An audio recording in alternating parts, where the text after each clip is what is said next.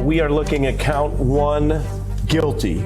Count 2, guilty. Count 3, guilty. I'm so pleased that there's finally some accountability for Donald Trump. Count 10, guilty. Count 11, guilty. He's an innocent man. These people are too afraid to speak the truth. Count 28, guilty.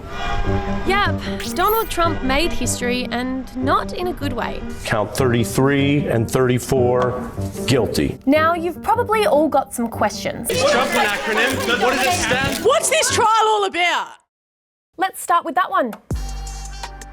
You see, back in the lead up to the 2016 election, Donald Trump gave money, through his lawyer, to a woman he'd had an affair with while he was married to his wife Melania, and made her agree not to tell anyone.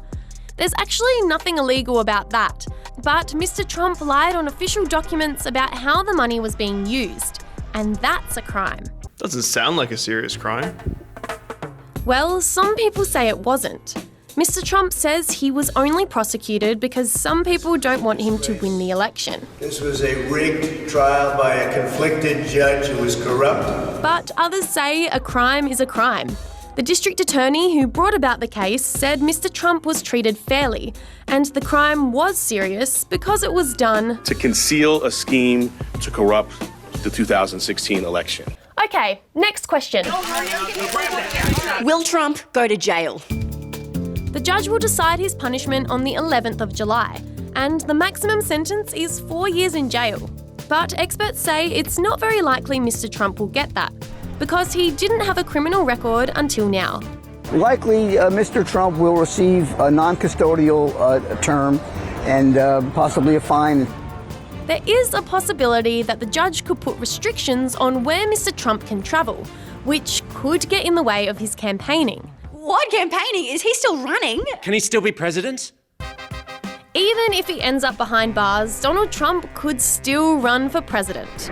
In fact, in 1920, a candidate named Eugene Debs ran for president from prison, and he got 3% of the vote. Will this affect how people vote? That is a very good question. It's pretty good. Well, some people say a lot of Americans will be put off by the idea of voting for a criminal. And this isn't the last of Mr. Trump's legal problems. He's got 3 criminal court cases to come, all for more serious charges, which involve his handling of classified documents and alleged role in trying to change the 2020 election result. But these probably won't go to court before the election in November.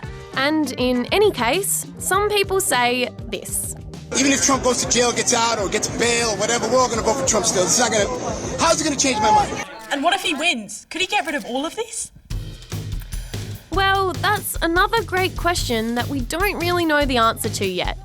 Some say Mr. Trump could clear himself legally as president, but that's never happened before, and a lot of top legal experts are trying to figure out what the rules are.